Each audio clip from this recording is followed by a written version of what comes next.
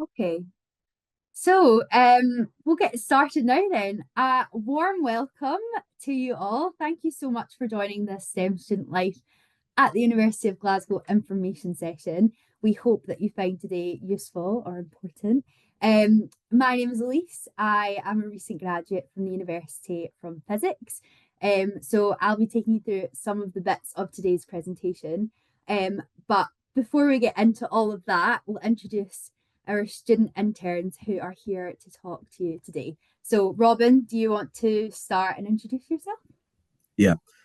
Hiya, I'm Robin. I'm a fourth year aeronautical engineer. Uh, yeah, Jess. Hi, I'm Jess. I'm a fourth year geology student. Hi, I'm Hannah. I'm a third year chemistry with medicinal chemistry student. Lovely. So these guys are going to be here today just to tell you a little bit about their student experience and to answer any questions that you may have about studying at the university. So, before we get into most of the stuff today, I wanted to just kind of set the scene a little bit. So this is Glasgow. It was voted the UK's most friendly city in 2024, and I think most people or most students who come here really feel the vibe of that. People make Glasgow as a big slogan, so you really feel that at the university. So these are some pictures of Glasgow in case you've never been before. So the top left-hand corner is Buchanan Street, which is the main shopping street, which is a great place to go near Christmas time. In the top middle, you've got the Hydro, that's the big concert venue, which we've had like Sabrina Carpenter and Gracie Abrams in this week.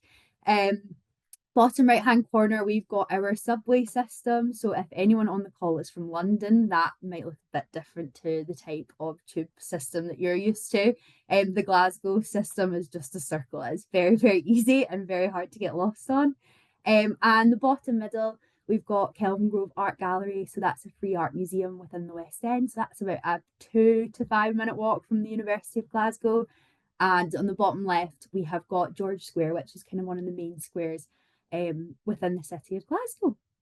So, how do you get to Glasgow? Good question. Well, I thought we would maybe ask Robin, Hannah, Jess, how do you guys get to Glasgow from where you're from? So, Robin, if you want to go first. Yeah, so I'm originally from Essex. That's where I grew up and did all my pre-uni studies. The first time I came to Glasgow, me and my dad drove up, and it's about a 6 to 8 hour drive, depending on the traffic, which is normally only bad near London way. But otherwise, I also normally get a flight. It's pretty cheap, like 20 to 30 pounds to Stansted, and really quick. So yeah, I don't really get the train just because it's so expensive. So I'm from the lakes. So usually I'll drive up because it's only like an hour and a half to 2 hours. But sometimes I'll also get the train and it's only about between 10 to 20 pounds and it just takes an hour. So it's really convenient for me. So I'm from Manchester, so the train's about, yeah, like 3.5 hours. The prices can vary depending on what weekend you're traveling on. So if it gets a bit expensive, then I would get the bus instead, which is only about 4 hours, so only slightly longer, and it costs about £10 for a one-way ticket. So I've got options. We've got Robin, who can maybe tell us a little bit about the buildings in this picture. Yeah, so with engineering, we get to do a lot of our lectures in different buildings just because it's quite a big course. So you have the main building, which has all the historical stuff in it, and having the lectures in there are very pretty. And it's just a lovely place to walk around. The James Watt School of Engineering is right nearby. And then you also have, like, the other big building is the University Library. It's really big. It's got 12 floors, and you always have people that have their favorite floor in there. But as you can see, like, this is pretty much the majority of campus, and it all fits really nicely into one photo. Going from like the James Watt School of Engineering to the University Library is about a 5 minute to 10 minute walk if you're going leisurely. So it's all really compact, and yeah, like really convenient, and it makes the university life feel so much closer and more accessible. And then there's another slide. So this is a slightly different angle. That's the university tower is is part of a main building, and you'll be able to see like the if you go back and look at the other slide that all of this is really close. So yeah, you can kind of compare. We've got the new James McCune Smith Learning Hub, which is a massive building where you can study and have lectures in, as well as some of the new buildings like the Arc and Maths and Stats building. But again, this is just showing how close everything is um, relative to the main building. So yeah, and the campus is actually really nicely integrated into the west end of the city. So you've got stuff, everything is super close and everyone is really friendly. There's so many parks nearby. I think within like 40 minutes of either cycling or walking, you can probably get to around 8 to 10 parks, which just makes it so much nicer to live here. And it means that you can easily go to a brand new place that you've never been to before on a weekend. The West End is filled with local coffee shops. Like we don't have a Costa Coffee in the West End, and it's a much greater feeling of community, and that also brings in like a lot of diversity. So yeah.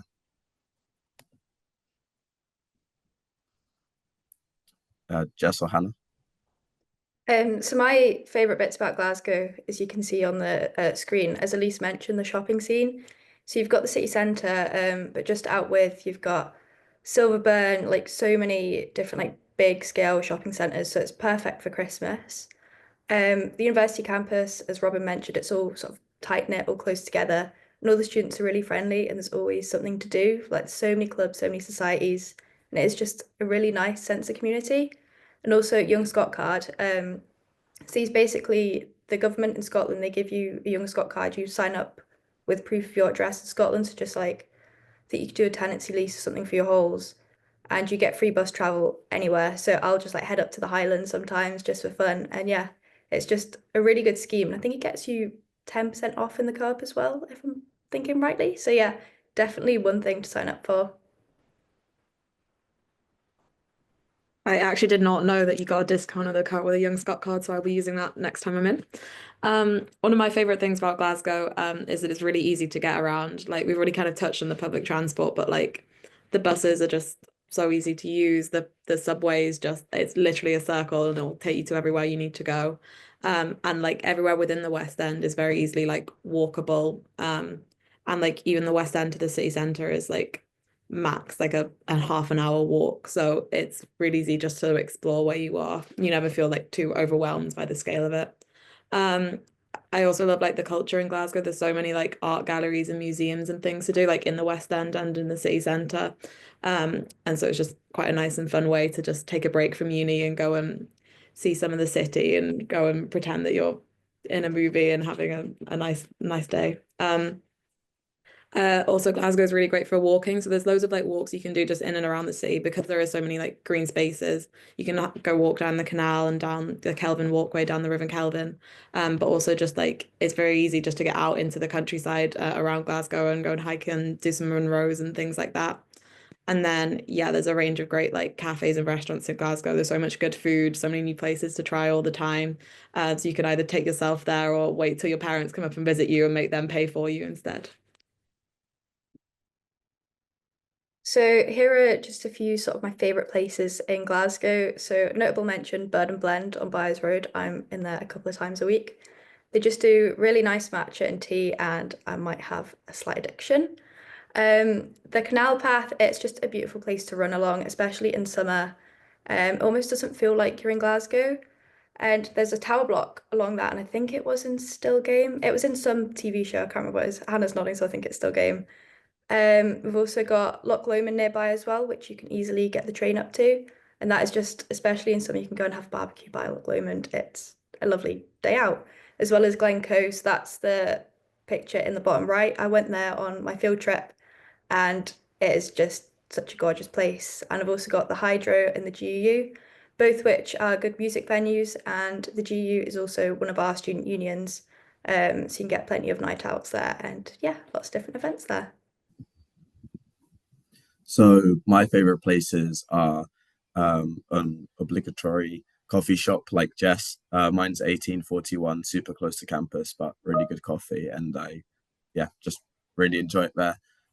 For River Clyde, it's that bottom photo on the left, and that's just got like all the distinct buildings of Glasgow that you'll see in silhouettes and stuff. I love running along there, and it's just always so pretty. um, Calvin Grove Park is the photo on the top right. You can see the main uni building there. So it's literally the park is next to the university and a really big part of the West End. It's so nice just to go through there, have a walk in there, and just yeah, enjoy like a park that's like a 2 minute walk from campus, if that. The Stevenson building is a local uni gym. It has a pool, like really good facilities, a sauna and a steam room, which I'm a big fan of. Um, and I go there often. It's also part of the campus and would have been an like you would have seen the building in the photos that I was talking about before. So it just tells you again how close everything is. Um, Dumfries and Galloway is a like a county in Scotland. I don't think they're called counties, but for everyone in in like England and understands, just to give you kind of a scale of what it is. But it's just one of the most prettiest places in Scotland. It's just all nature, and I love going there. It's pretty similar to the Campsies, which is just a mountain range just north of Glasgow, and it's super accessible, and it's where I love to go and cycle. Um, and then Bank Street is a local pub to um, the campus, and it's yeah, super close and just a spot everyone knows and loves. So yeah. So one of my favorite places in Glasgow is Calvin Grove Art Gallery, which you've already kind of mentioned. But yeah, it's just this massive art gallery right in the middle of Calvin Grove Park, so super close to uni. And it's completely free to enter, and it just has so many great exhibits in there. And it's really fun to just walk around, and it's a really impressive building to look at as well. Ashton Lane is like this cute little lane that you can see at the top of the screen there that's like right next to campus. So it's just like a key part of the University of Glasgow experience is going to Ashton Lane and trying the pubs and the cinemas along there. Um, Pollock Park is a park, it's a bit further away than Calvin Grove. It's maybe like a 40-minute bus ride from me. It's in the south side of Glasgow. And it's great. It has loads of lovely flowers and walks that you can do and stuff. And there's a big art gallery in the middle of it as well, that you can go and look around. But everyone's favorite part about Pollock Park is that it has Highland cows. So you have to do an obligatory trip to Pollock Park to go take the photos with the Highland cows when you're here. The GFT, the Glasgow Film Theatre, is an independent film theatre that's like been around in Glasgow for ages, and they do show lots of independent films. So that's always a nice place to go for a little break from studying. The Barrows Market is like a Glasgow institution. It's in the East End of Glasgow, and it's just been around forever. And it's just like a great place to go on a weekend, and it's full of like vendors and like local independent businesses, and they sell food and they sell clothes and they sell literally anything that you can ever imagine. There's a running saying of if you've ever lost anything in Glasgow, give it a week and it'll show up at the Barrows. So it's a great place to go to. And then the necropolis is this bit macabre. It's a big graveyard right behind Glasgow Cathedral, also in the East End, and it's just like a really interesting place to walk around, and they have these like massive like monuments and like tombstones and stuff, and it has this great view out over the city, so it's another like nice little day trip to do. Yeah, so now I'm just going to talk a bit about the music scene in Glasgow. So Glasgow has so much music going on all of the time. We have these major concert venues that, yeah, you get artists like Sabrina Carpenter and Gracie Abrams performing in this week alone. My flatmate actually works there, so she comes back and tells me every day who's been on. Um, and so those are the ones that you can see here. But then you also have like a million other concert venues around the city, right down to like just small pubs like Kitty's and Howling Wolf that do like live music every night. So you can really get like a range of different artists and a range of the perspective of the music scene in Glasgow. So I've been to see a couple like bands and stuff whilst I've been here. Most of my interests are very much dad music. So I didn't want to be put in charge of this slide, but if you know who Elbow and Nick Cave and the Bad Seeds are, then I've seen both of them this year, and I also saw Declan McKenna last year. So as you can see by the slide, I've been to see Kasabian and Nathan Evans, who is a local artist, and I've also been to see Royal Blood in the Hydro as well. And then as you can see on this slide, there's just so many different music venues in Glasgow. So you've got King Tut's, which generally hosts like local, like upcoming artists. We've got Transmit, which is a big festival. We've got Riverside Festival. We've got the Barrel and Ballroom. And then I've got a picture of Serge from the Kasabian concert that I went to see last year as well. Thanks, guys. We're gonna kind of go on to now talk a little bit about the types of degrees that you can get at the University of Glasgow. So within the College of Science and Engineering, there are over 200 single and joint honours degrees. So there's a massive amount to choose from. And we're going to talk a little bit about how you can choose and why a degree in Scotland is quite flexible. So the kind of typical degree paths are 4-year honours degrees. So you'll come out with a Bachelor's of Science or Bachelor's of Engineering. That'll take you 4 years, or an integrated 5 years Masters, which would give you an MSci or an MEng. So just again to kind of show, Glasgow overall offers about 700 undergraduate degrees. So you can see here, this is kind of all the different categories.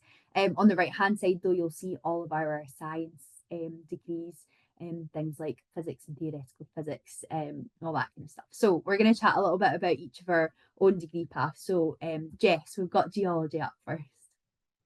So typically in the first year, you'll take 3 subjects. So I took Earth Science 1, Geography 1, and Archaeology 1.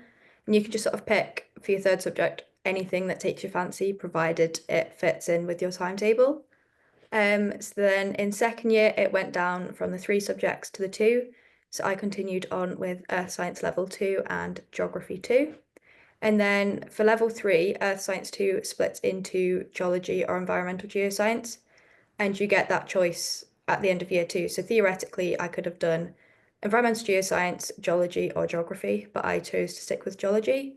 So in year 3, I did just straight Geology, and in year 4, again, I'm doing straight Geology for my honours year.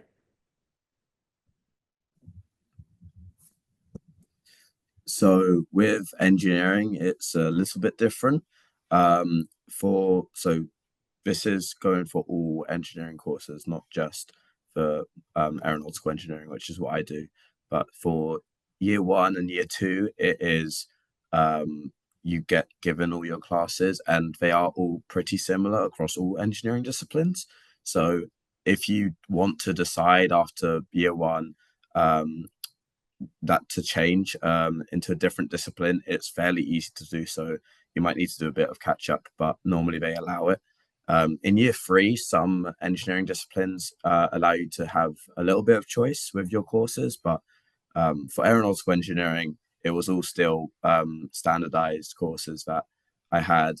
And then after that, it all changes. So your grades in year 3 determine if you have the opportunity to get onto the master's course.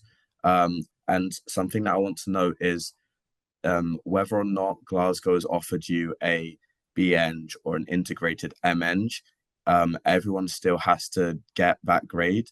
So if you like, I applied for the MEng and then got offered the BEng, and which I was a little bit worried about until I got to my lectures in the first year and realized that it actually doesn't matter, because it's all determined on your year 3 grades, and the first 3 years are the same for everyone. Then in 4th year, if you've decided to go with the BEng, that'll be your final year. So you'll do courses and a dissertation project at the same time. And for the MEng, your year 4 is all courses, so similar to the past 3 years. And then the MEng, obviously there's a 5th year, BEng you're already done. The first semester of MEng, so from June to December, it'll be a project. So that can either be internally done, so like a research project, or you can go and work for a company for 6 months and write about it, and that will be your project. So it's gives you a little bit of flexibility, and it's really nice because you can yeah, make some money, get some experience whilst doing a project, and then the second semester of the MEng is just normal courses again. So yeah. So yeah, this is my degree program. So again, for chemistry, you have the option to do 3 subjects in your first year. So this is just what I chose to study. I did chemistry, biology, and psychology. And then at second year, I went down to just doing chemistry and biology. I chose to do biology because I'm really interested in like the medicinal chemistry and kind of the overlap of those 2 subjects. So it aligned quite well with my interests, but you're not by any means limited to doing just science subjects. So there's a certain amount of science credits you have to meet. But like my friend's in second year and she's doing chemistry and archaeology just randomly because that's what she finds interesting. So you really do have quite a big range in what you do in the first 2 years. Um, in year 3, you go down to just doing chemistry. And then this is where you would then have uh, the difference between the bachelor's and the master's course is that if you're doing the master's course in year 4, you do a placement year in your 4th year. So you leave Glasgow for a year, you work in either an industrial or an academic setting. And then you would come back and do the level 4 in your 5th year of university. Whereas if you're just doing a bachelor's, you just go straight into level 4 in your 4th year. Again, as with engineering, like it doesn't matter what you apply. If you apply for the MSci or the bachelor's, it's based on your grades at the end of second year, is which degree you get offered a place on. So yeah, so don't stress about which one you pick when applying to UCAS. And we've also got the Science Faster Route course, which is kind of newer to the university. So this is for anyone that would like to do what should be a 4 year long degree and condense it into 3 years. So it's not the same as doing entry into second year and doing second, third, and fourth year, which is an option for a lot of courses. The Science Faster route is basically condensing it from 4 years into 3. So as you can see on the screen here, in year 1, you would do maths level 2 courses, so you would be within the level 2 cohort. Then you would also have extra subjects, which would be faster route courses, which would kind of keep you up to speed with everything. So that by year 2, you could be doing level 3 courses, and by year 3, you could be doing your final year. So currently this is available for computing science, software engineering, and maths and stats. And the physics science faster route will be available soon. So there is a page on our website about that if you do want to find out any more about the faster route. It's just on here. You can look at more degree structure things as well. I'll give anyone a couple of seconds to write that down or take a picture or whatever of it if you would like to find out more about science degree structures. So campus life at the university is pretty great. We've got 4 student-led organisations. So those include the Glasgow University Union, which I think maybe Jess mentioned or Hannah mentioned, which is a great place to go. They do these things called pints of fun, which if you've been to the GUU, everyone loves a pint of fun. And they also host like these really crazy big events. There's a ball each year at Christmas time, which goes on from 8 p.m. till 8 a.m. And everyone tries and gets a ticket for that. But yeah, that's a really great place and quite like a kind of Glasgow institution. It's been around for hundreds of years. And then the other student union we've got is the Queen Margaret Union, and they're a bit more about music. So in the past, I've got it written down, they've had bands like Nirvana and Queen in the QMU, but they've also had more recently Sam Fender and Charlie XCX. So it's been a kind of place for music for years and years and years. And they've always got bands going on in there every night. So if you're a musicy person, you'll definitely like the QMU. The other 2 student unions are the SRCs, which is the Student Representative Council.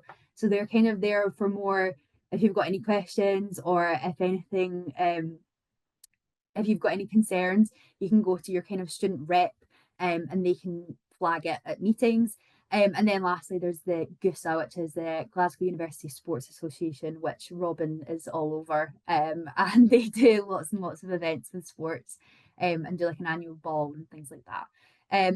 So there are over 300 clubs at the university, and it's a really great way for you to make friends. There's different societies, different clubs for different things. So you've got things like we've got a lot of engineering and science societies like rocketry and racing. So we've got GU Racing are a big society which go to places like Silverstone and race a Formula One car around the circuit.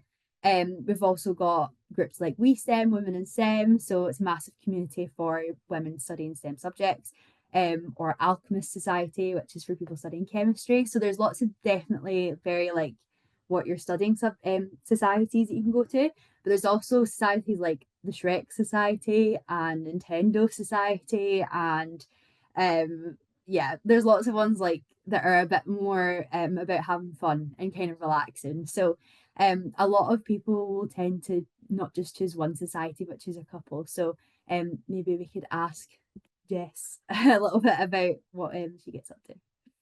So as you can see, my typical day in the life, I just sort of wake up, head to my geology lecture. I'm currently doing minerals, metals, and materials for sustainable futures. And then I'll head to the QMU for lunch because I've got a really good Chinese in there. So I just get salt and chili chips with a bit of curry sauce. And then later in the afternoon, I'll have either Highland dance practice or I'll have an AGM meeting or something to do with the Earth Science Society, which I'm on the committee for. And then after my dance practice or meetings with the Earth Science Society, I'll head back to the flat and generally we'll do a bit of flat baking or a little movie night in my flat. So, as Elise mentioned, I'm quite involved with my sports. I'm part of triathlon, volleyball, and the ski club. And as a part-time job, I'm also a student engagement intern, which is like doing stuff like this and making content for the engineering Instagram. Um, a typical day for me is like I wake up, I go to my lectures. Like I have been doing a lot more on aerodynamics in the past 2 years. So um, I'll have lunch at one normally in either the library. They have a nice canteen there, or and a microwave if I bring my own food. Or if it's a bit more of a relaxed day, I'll go home and do some work there. And then normally I'll do some sort of exercise. So I'll go for a run, or if it's good weather and light outside, I'll go for a cycle. Yeah, so I am in the lacrosse club and I'm also part of the Alchemist Society as a chemistry student, kind of compulsory. And then yeah, I'm also a student engagement intern. So a typical day for me, I'd wake up, normally in the morning I'd have like a combination of different lectures or tutorials.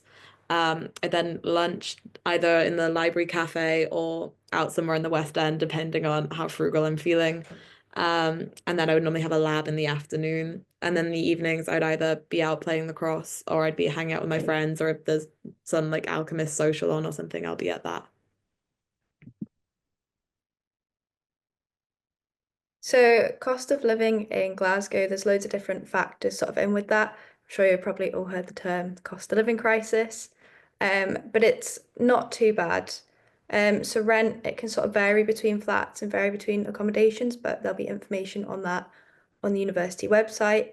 But there's plenty of places to do your food shop. We've got a big Tesco in Maryhill, which can be cheaper than sort of the mini Tesco Expresses.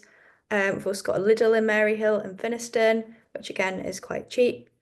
Plenty of places to eat out to suit a range of budgets, so it just depends what you really fancy. Socializing, again, so many pubs, so many different places for sort of a wide variety of things. To save money, again, as I mentioned before, the Young Scot card is really good because you get free public transport. I've also got the Lidl app and the Tesco Club Card app. Both help me get money off my shop, have vouchers, and a good tip with the Tesco Club Card app, sign into your parents' one and you get vouchers, and provided they let you do this, you can get money off food at like Zzz's. So it could pay for a meal out if you're wanting to treat yourself as well. There's also opportunities for part-time work. So like me, you could be a student engagement intern. There's also uni days and student beans where you can get student discount on different things. Young Scot card, as I've mentioned, free public transport, or free buses, I should say. You get money off the Glasgow subway with that and 10% off in the co-op. Again, you've got like Nectar, Club Card, all the different ones for the supermarkets. Delivery sometimes have offers on for free delivery, so definitely make the most of that when it's out. And you can also get a rail card. So if you sort of choose to use the trains to get sort of around the UK or to and from home, it's definitely an option and it will save you quite a bit of money.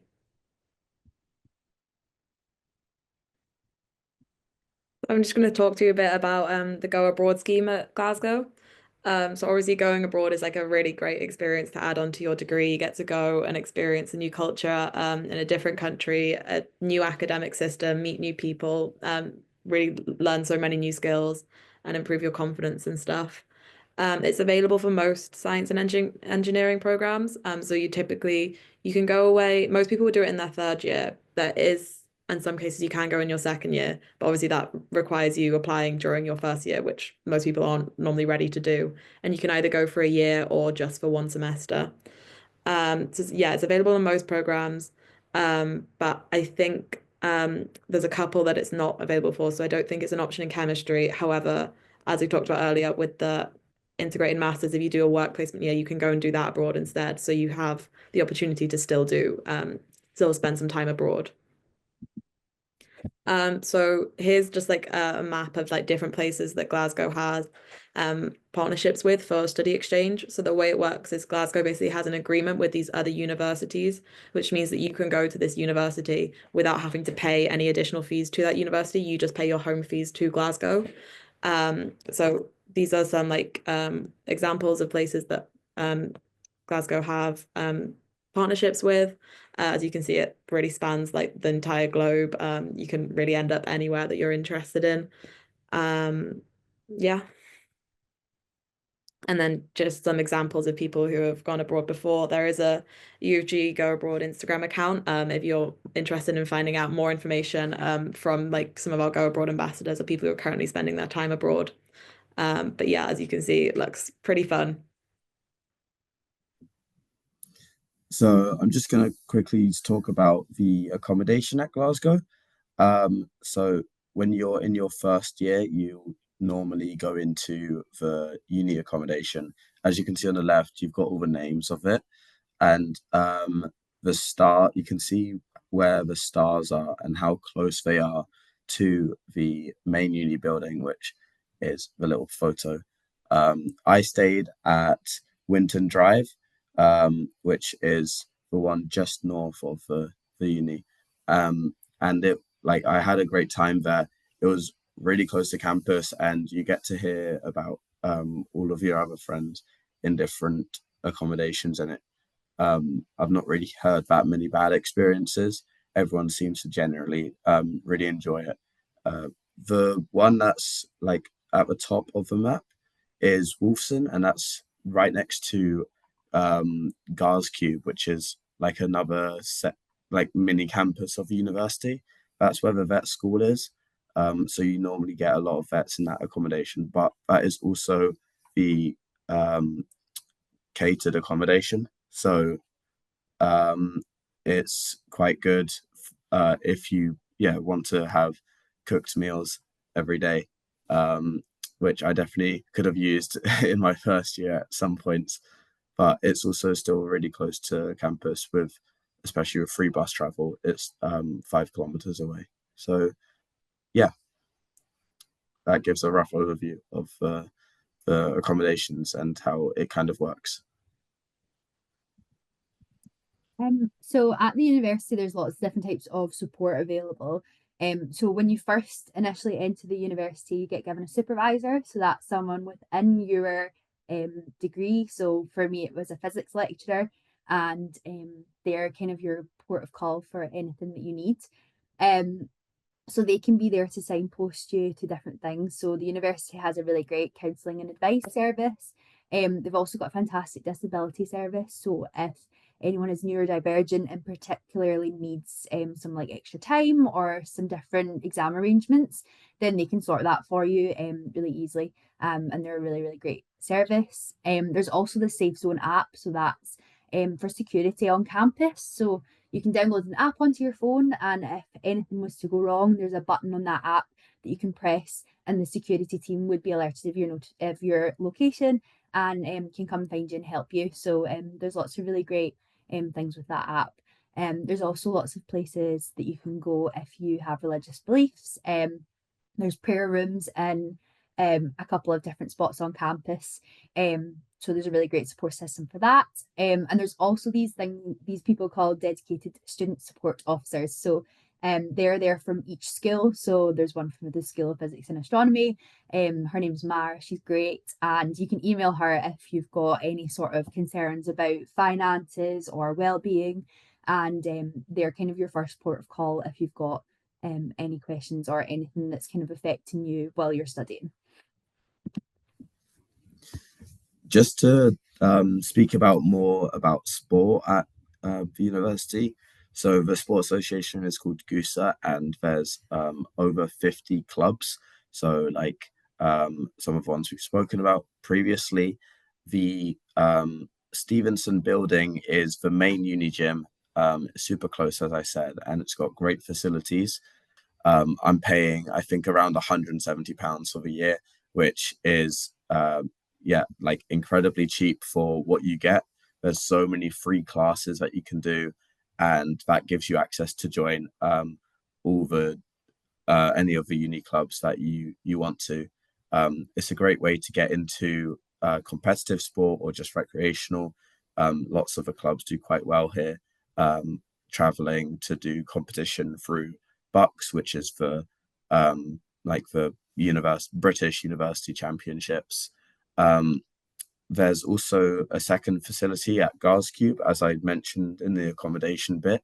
That's where there's 8 pitches and tennis courts, and I think a second gym. So if you're there a lot, like I believe the lacrosse players go there, and so even if you're at that Wolfson Hall, you still have great access to sport facilities.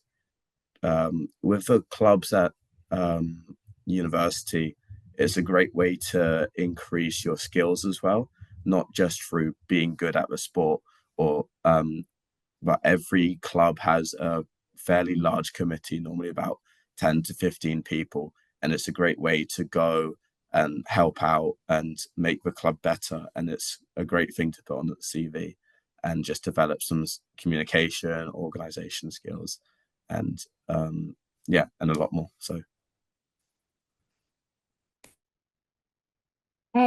so this is maybe the page if you are looking for any extra information to take a picture of or screenshot.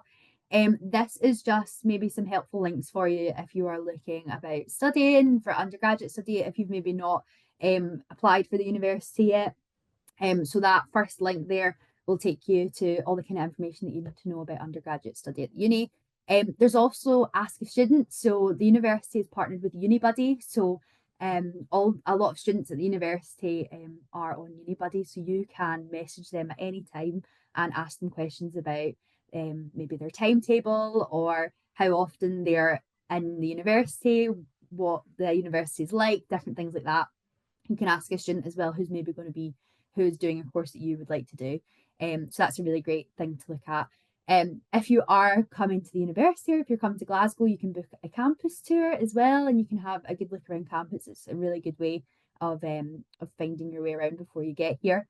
And some important upcoming events. On Tuesday, the 1st of April, we've got an in-person offer holder day at the university. The College of Science and Engineering will be there with all the skills and with the lecturers there. So you could ask questions about different courses. The registration for that is on the university website. And if you can't make it in person, then there is an online offer holder day, which will be very much the same. Lecturers will be there to present a little bit about courses, tell you kind of what's going on, and you can ask them lots of questions. So that Ask a Student thing that I was just talking about, this is the QR code straight to it. So as you can see, we've got Jess, Hannah and Robin all on UniBuddy as well. So if you'd like to ask them any more questions after today's session, then you absolutely can through using this. And all of us create content for the university's social channels. So if you really want to see our faces even more, you can have a little look on there.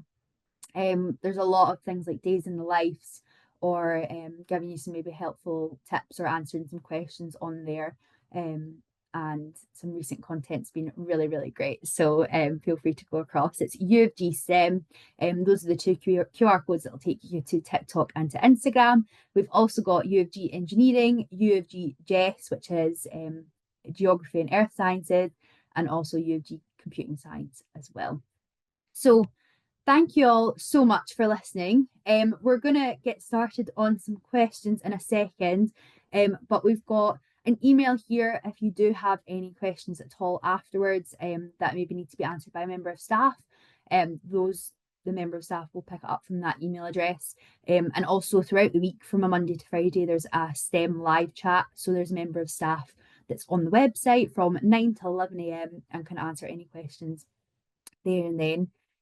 If you do have any. So we've had lots of questions come in. So I guess we'll just get started on some of them. So Hannah, there is one for you, which is how willing are the chemistry staff to help students one-on-one? Like, is it acceptable to email or Teams message questions outside of lectures and laboratory sessions about any difficulties with the subject? Yeah, it's absolutely acceptable. Like my dad, he doesn't work here, but he's actually a chemistry lecturer, and he always tells me that the favorite part of his favorite part of his job is when students reach out one-on-one to like ask questions about the course, because it really shows that they're engaged and they're interested in understanding it. So like you can get in contact. The chemistry department doesn't really do Teams, but you have the Moodle page, and which has like a forum for any questions about your specific course, and you can post them there and the lecturer will get back to you, or you can email them if you want to arrange a one-on-one meeting. And most staff will also have office hours if you just want to swing by their office and chat to them about it. So yeah, it's absolutely that it's very much encouraged to chat one-on-one with them if you have any questions about the course. Awesome. Robin, we've got one for you. What are the differences between aerospace systems and aeronautical engineering? So aerospace systems focuses more on the control systems within an aircraft and within rockets, and it is slightly more tilted towards space flight. So you'll do stuff about how like more about control systems, whilst aeronautical engineering is focusing slightly more on the aerodynamics and how aircrafts are designed to fly and operate and stuff. It's for the first 2 years of both courses, they are pretty much the same. And it normally people do like jump around depending on what they feel they want to do once they find out a little bit more.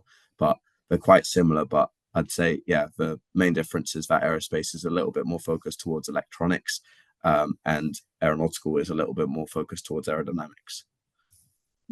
We've got another one for you, Robin, actually, which is what type of laptop would you recommend? This person's asking specifically for product design engineering, but it might be good just to kind of say about Yeah. engineering. So you'll get told this in like your first couple of lectures, but I know that a lot of people want to have their laptop ready before they go to uni. I think everything is slightly easier to do on a Windows laptop. It is possible with a Mac, and just because the softwares that you use, if you're downloading them to your computer, normally the Windows integration is slightly easier.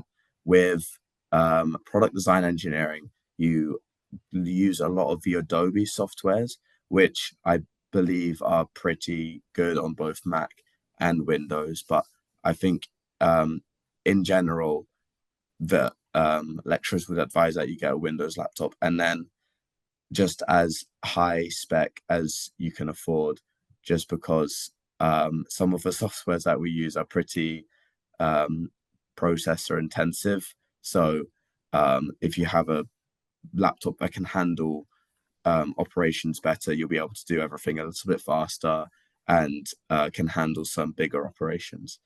But yeah, I hope that answers it. Does the university like provide any sort of software or things to help with that? Yeah, so the nothing, you will never have to buy a software. Any software that you require for a course is provided by the university.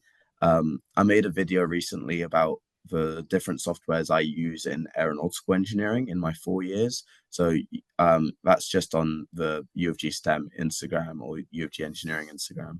And that gives kind of a broad overview about like what I've learned. But there's so many computers on campus that you just can come in and use. The library have crazy opening hours, so you can, and everything is accessible.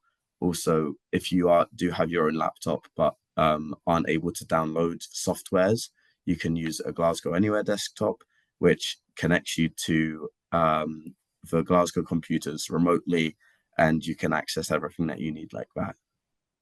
Awesome. Thank you. Jess, we've got one for you. Could you give any kind of information on field trips or placement years or year abroad opportunities for geography? So geography, that is the option to go on year abroad. You can do the full year or a semester in year two. In year three, you can go abroad. As for placements, I'm not too sure because I didn't do a geography degree. Field trips, I know in year two you get to go to Inverness for a week. In year three, I think they get to go to New York for a week. I heard the third years talking about getting all their flights sorted, so I'm very jealous. And it also depends on what modules you take with geography, because you can really decide if you want to do more human, physical, social sciences, geography, or environmental geography. So it sort of depends on what course you take to sort of which field trips you get to go on. But there's definitely a lot of opportunity for travel with a geography degree. Thank you. Hannah, back to you. How soon do Masters of Science students begin to start applying for work placements, and how often are the applications successful? So you basically the your opportunity to join the MSci program comes at the end of your second year based on your grades throughout your first 2 years at university. So then you then spend your third year looking for your placement, and then you would go away and do your placement during your fourth year. So essentially, you would start looking, if you want to be really proactive about it, you can start looking during your summer after your second year. Most people will start looking when they get back to uni and in third year. I'm currently in third year and I have friends who are still looking now because they've done nothing all year. So it's kind of a year-long window during which you would find your placement. Most of the time, if you are proactive and invested and you want to do a placement, you will find a placement. There's varying types of placements you can do with different like levels of like competitiveness. So if you want to go for one of like the big like industrial like pharmaceutical companies like GSK or AstraZeneca, they can be quite competitive and it can be quite hard to get them. But like most people do find a placement somewhere. It may not necessarily have been your first choice, but also if you consider doing an academic placement, which is instead of going to a company, you email like an academic at a different university and ask if you can come and work in their lab for a year, which often you don't really get paid for doing that. You may get funding in some cases, but it's not really guaranteed. But because you've just reached out and got in contact with them, like chances are they're going to say yes. Like so, it's quite easy to get one of them if you find like the right person. So yeah, most people will get a placement. I've got another question for you, Hannah, quickly. Will it make it any more difficult starting a STEM degree, but specifically chemistry, after a gap year, or are you eased into the course? And do you advise this person to do anything in their year out to keep them prepared? Honestly, I think you will be fine. I think the way that Glasgow's degree system works, because it is 4 years rather than the 3 years that you would get in England, it really does it really works well with having done a gap year because the point of your first year at Glasgow is very much to get everyone on the same page because you have people that have come from having not studied in a while. You've got people that have come from doing A levels. You've got people that have come from doing Scottish Highers, people that have come from doing advanced Highers. So everyone kind of has a different level of knowledge. So your first year is very much getting everyone to the same page so that you can then start learning a lot of new stuff in second year. So like obviously you do like do learn new stuff in first year, but like having done a gap year, you're not going to be sat there feeling really overwhelmed. You are still going to be able to understand what's going on, and that first year is really there for that support.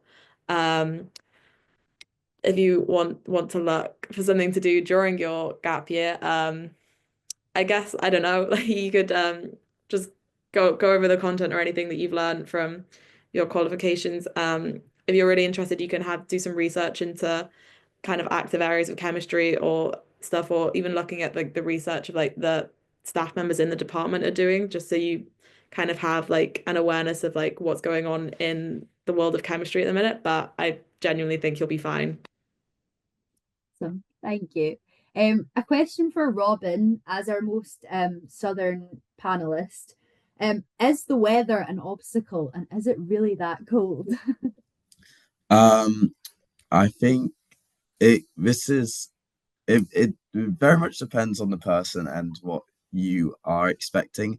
I think I got a shock in first year about how warm it was.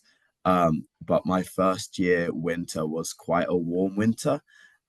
So I've had a couple of very, very cold winter and winter and spring since then. But I don't think I don't think it's much different to down south.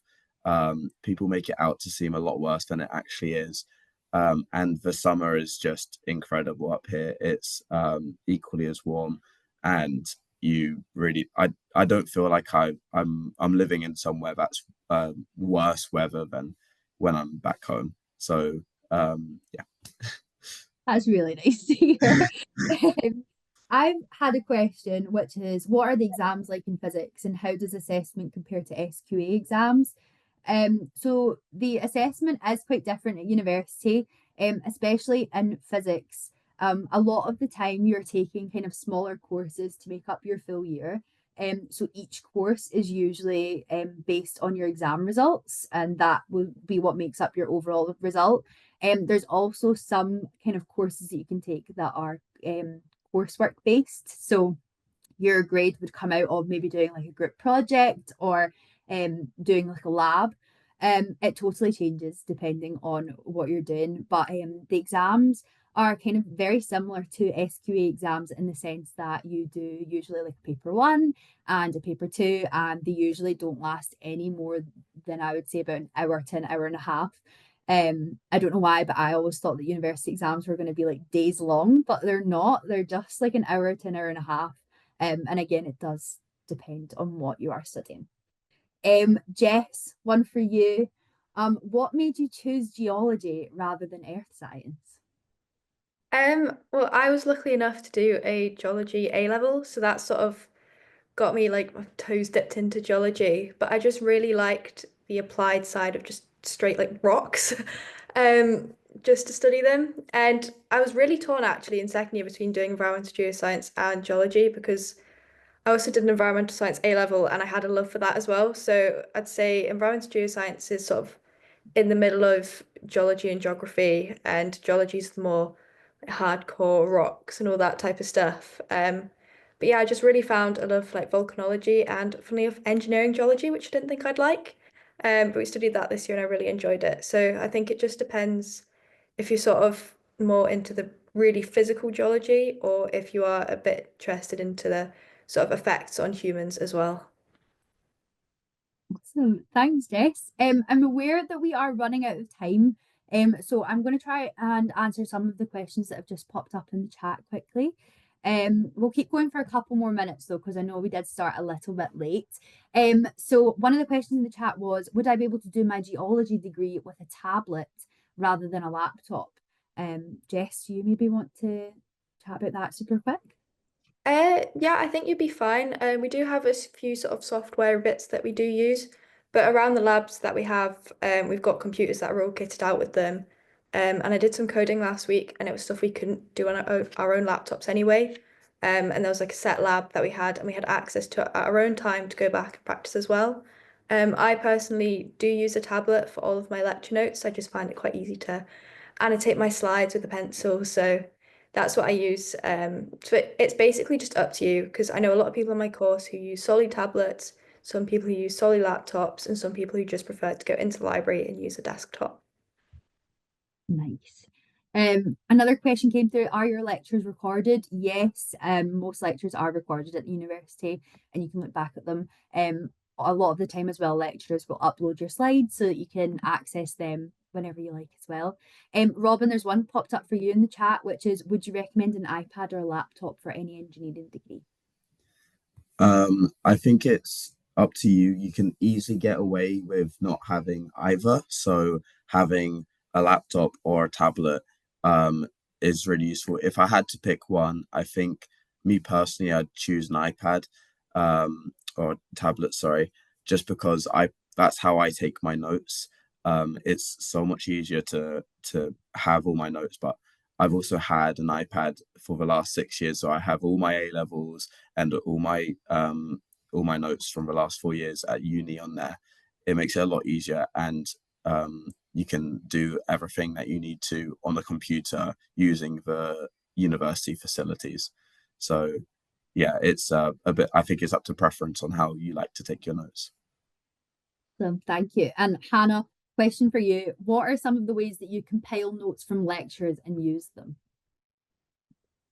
I mean, everyone kind of has a different system, and I think it is just like figuring out what works for you. And I think that's what first year is so great for, is you just figure out what study techniques work for you. My system, I'm not sure it's the most efficient, but it works for me, is that I will like make rough notes and like a pen and paper during the lecture, and then after the lecture I'll go home and I'll type it up into a proper Word document and like put in any pictures from the lecture slides and like Google anything that I wasn't sure about, just to make sure I actually have like a comprehensive set of notes. Some people just, yeah, straight onto an iPad and then go through at a later date. I think the key thing is going through your lectures after you have been in the lecture to make sure that you actually understood what was going on, rather than just showing up a week before the exam and going, oh, I actually didn't understand any of that when they said it the first time. So actually doing the work to go over it, I think. Awesome. Great answer. Okay, there's a couple more super quick questions that I will try and answer just now. Which is, what should I study in S6 to give me the best chance of achieving a place? Thinking about computing science, mathematics, physics, and astronomy. Um, I think a good idea is to look at maybe the type of degree that you would like to do. For example, if you wanted to do physics, then you have to take maths as one of your subjects in first year as well. So I would say that maths is maybe one of the more important subjects to focus on. But if you look on the University of Glasgow website and at the different degrees, you should be able to get a good idea of the type of subjects that they're looking for. We've got, what are the facilities and the workload like? So Robin pointed out all the different places on campus and how close together it is. The campus is a really open place. You can go into a lot of the buildings to study. So they're really, really great facilities. And for most of the different skills like engineering or like maths, the university provides a lot of the software and the kind of anything that you would need to be able to do well in your degree. So I wouldn't worry too much about anything like that. I'm an S5 and got an offer for September 2025. I'm not sure if I will need S6 because it says that on the mechanical engineering entry requirements site. Okay, so the university will recommend that you continue studies in 6th year, even if you have an unconditional offer in 5th year. But this is because the shift from secondary school to university can feel a bit challenging if you have had a year out of studies beforehand. So that's maybe the reason why that's come up. Okay, I think that is most of the questions answered. We want to thank you all so, so much for coming along today to the information session. We hope that you found it interesting and that you've got some of your questions answered.